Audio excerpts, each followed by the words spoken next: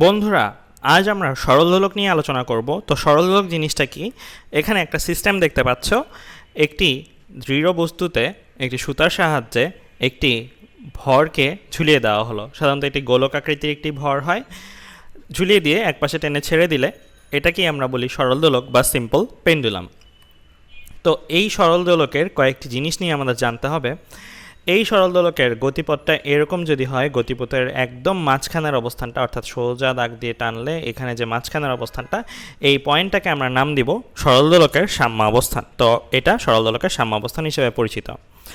সরল দোলকের কিনারে দুইটা অবস্থান আছে, এখানে সবচেয়ে দূরে এতটুকু যায়, এখানে সবচেয়ে দূরে এতটুকু যায়, রাইট? সো কিনারের অবস্থানগুলোকে আমরা নাম দিব বিস্তার অবস্থান। এটাও কিন্তু একটা বিস্তার অবস্থান, এটাও আর একটা বিস্তার অবস্থান। বিস্তার অবস্থান সম্বন্ধে একটা কথা আমি বলবো নোট আকারে, সেটা হচ্ছে বিস্তার অবস্থানে সরল দোলকের বেগটা হয় 0। তোমরা দেখতেই পাচ্ছ, সে যখন দুলছে তখন কিনারটা যখন যাচ্ছে তখন দেখো আস্তে আস্তে বেগটা কমে কমে 0 হচ্ছে, আবার এখানে বেগটা বাড়া শুরু করেছে। তো এটা কিন্তু একটু মুখস্থ রাখতে হবে। বিস্তার অবস্থানে কোনো সরল দোলকের বেগ হয় 0। যাই হোক, সরল দোলকের আরও কয়েকটি পরিচয় নিয়ে আলোচনা করি। সরল দোলকের এই সিস্টেমটা যদি হয়, এই সিস্টেমটার সব চূড়ার মধ্যে দৃঢ় বস্তুর সাথে সে যেই বিন্দুতে লাগানো থাকে সেই বিন্দুটাকে আমরা নামকরণ করব ঝুলন বিন্দু। তো এটা আমার জন্য ঝুলন বিন্দু হিসেবে কাজ করছে। তো এটা আমার ঝুলন বিন্দু। যেই বস্তুটা গোলকাকৃতির বস্তু হয়, সাধারণত যে বস্তুটা ঝুলিয়ে রাখা হয় সেটাকে আমরা নাম দিই একটা আলাদা, সেটাকে আমরা বলি বব। সো এই বস্তুটার নাম হচ্ছে বব। তো এটা হচ্ছে আমার সুতাটা। ঝুলন বিন্দু থেকে ববের কেন্দ্রবিন্দু, এটা আমার ববের কেন্দ্র। সো ঝুলন বিন্দু থেকে ববের কেন্দ্রবিন্দু পর্যন্ত যে দূরত্বটা, এটাকে আমরা নামকরণ করি কার্যকর দৈর্ঘ্য, আর এটাকে প্রকাশ করি ক্যাপিটাল এল দ্বারা। তো ক্যাপিটাল এল হচ্ছে কার্যকর দৈর্ঘ্য। তো তোমরা বলো তো, কার্যকর দৈর্ঘ্যের মধ্যে আসলে কী কী দৈর্ঘ্য আছে? সুতার দৈর্ঘ্যটা আছে আর ববের ব্যাসার্ধটা আছে, রাইট? যেহেতু ববের কেন্দ্রবিন্দু পর্যন্ত, সো এতটুকু নিতে হবে, এতটুকুটা কি ববের ব্যাসার্ধ। তার মানে কার্যকর দৈর্ঘ্যের একটা ফর্মুলা কিন্তু হয়ে গেল, কার্যকর দৈর্ঘ্য ইকুয়াল টু সুতার দৈর্ঘ্য যোগ ববের ব্যাসার্ধ।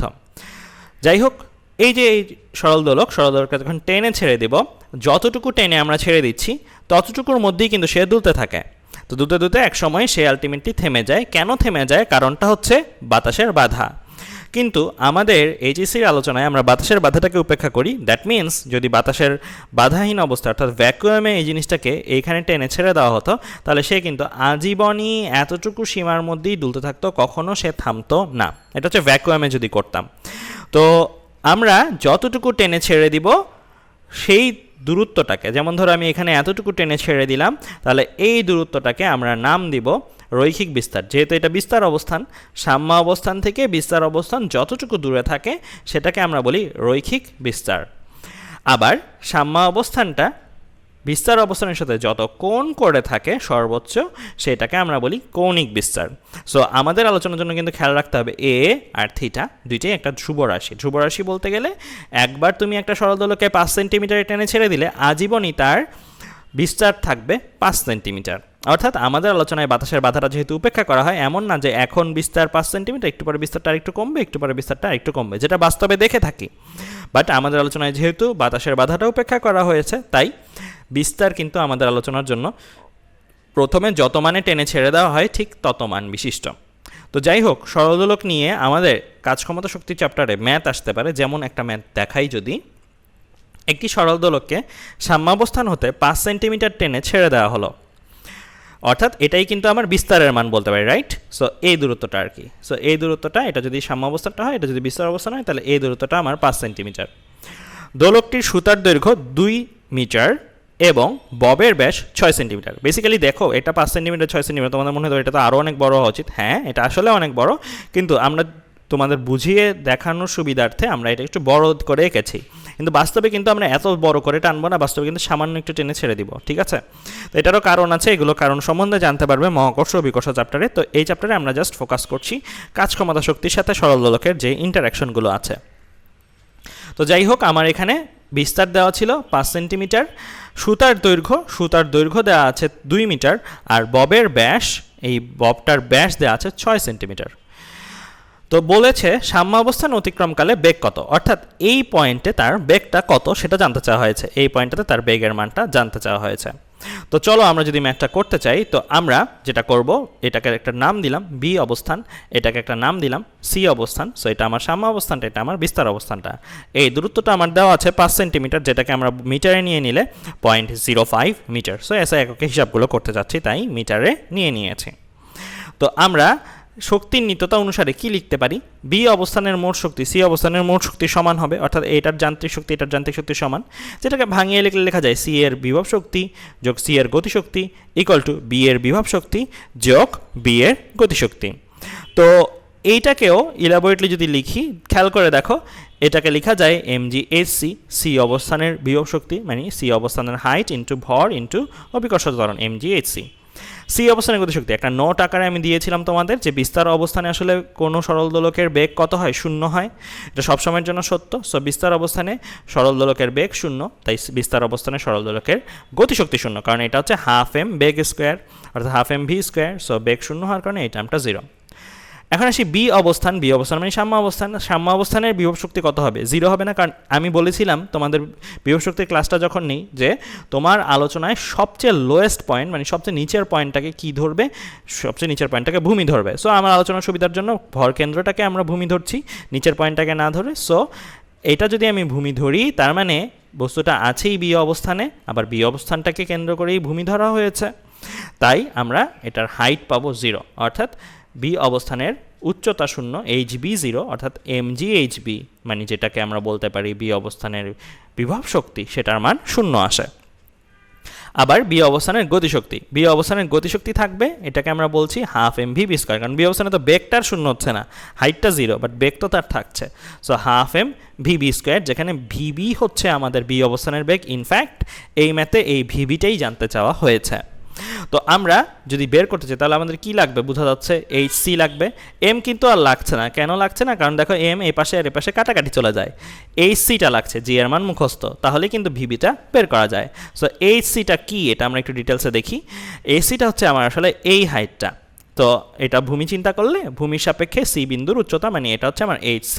তো HC যদি বের করতে চাই, তো আমি কার্যকর দৈর্ঘ্যের সূত্র বলেছি না এর আগের স্লাইডে, যে L ইকুয়াল টু কার্যকর দৈর্ঘ্য সুতার দৈর্ঘ্য প্লাস ববের ব্যাসার্ধ। সো সুতার দৈর্ঘ্যটা কত? আমার 2 মিটার 2 লিখেছি, আর ববের ব্যাস দেওয়া ছিল আমাদের 6 সেন্টিমিটার, এটাকে মিটারে নিয়েছি 6 × 10⁻², আবার 2 দিয়ে ভাগ দিয়েছে কেন? কারণ এটা ব্যাসার্ধে নিতে হবে, রাইট? এটা তো ব্যাস ছিল। সো মিটারে নেওয়া হয়েছে, আবার 2 দিয়ে ভাগ দিয়ে ব্যাসার্ধে নেওয়া হয়েছে।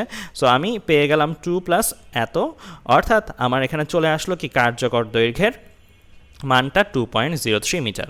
তো কার্যকর দৈর্ঘ্য আমরা পেয়ে গেলাম। তো কার্যকর দৈর্ঘ্য যদি পেয়ে যাই, কার্যকর দৈর্ঘ্যটা আসলে কতটুকু? ঝুলন বিন্দু থেকে এই হাইট, এটাকে কিন্তু আবার এভাবেও বলা যায়, রাইট? দেখো সুতাটা যখন মানে সরল দোলকটা যখন এখান থেকে এখানে গিয়েছে, সে তো আর ছোট হয়ে যায়নি, তাই না? সে ডান পাশে সরে গিয়েছে। তোমাদের এই আঁকা অনুসারে মনে হতে পারে ছোট হয়ে গিয়েছে, কিন্তু বাস্তব ক্ষেত্রে তো এটা ছোট হয়ে যাবে না, অনেক কাছাকাছি থাকে। সো অত ছোট হবে না, আমরা আঁকার সুবিধার জন্য জাস্ট এতটুকু ছোট্ট করে একে দেখিয়েছি। তো এই দূরত্বটাও কিন্তু তার মানে আমাদের কত? ও থেকে সি পর্যন্ত দূরত্বটাও কিন্তু আমার কার্যকর দৈর্ঘ্য, এটা কিন্তু বুঝতে হবে। সো এটা জাস্ট ডানে গিয়েছে, কোনো ছোট হয়নি।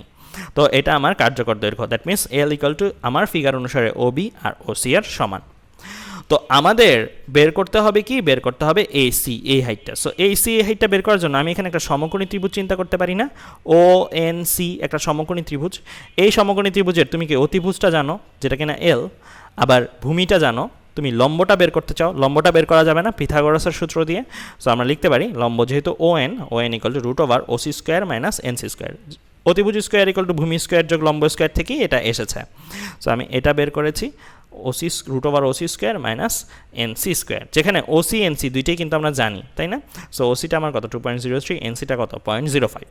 তো আমরা ক্যালকুলেটারে হিসাব করলে আমাদের কিন্তু ও এনটা চলে আসে। ও এনটা কত আসে? 2.0294 মিটার।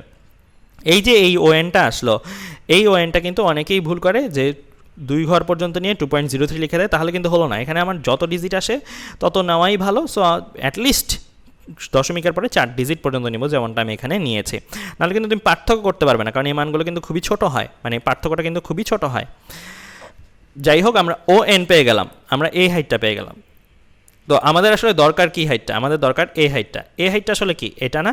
সো এন বি হাইটটাই আসলে এইচসি হাইট। সো আমরা যদি বিয়োগ করি, এইচসি ইকুয়াল টু ওবি মানে পুরাটা মাইনাস ওএন, তাহলে কি আমি এনবি পেয়ে যাব।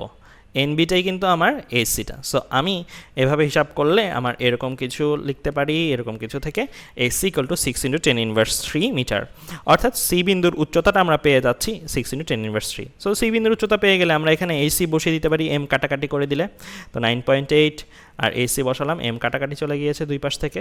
এখানে আমার শুধু একমাত্র আননোন হিসেবে ভিবি থাকে। সো ভিবিটা আমরা ক্যালকুলেটার কিন্তু হিসাব করে ফেলতে পারি, জাস্ট পক্ষান্তর করে রুট করে 0.343 মিটার/সেকেন্ড আমার আসে, অর্থাৎ সাম্যাবস্থান অতিক্রমকালে সরল দোলকটার বেগ কত সেটা কিন্তু আমরা জেনে যাচ্ছি। তো আজ এ পর্যন্তই, ধন্যবাদ সবাইকে।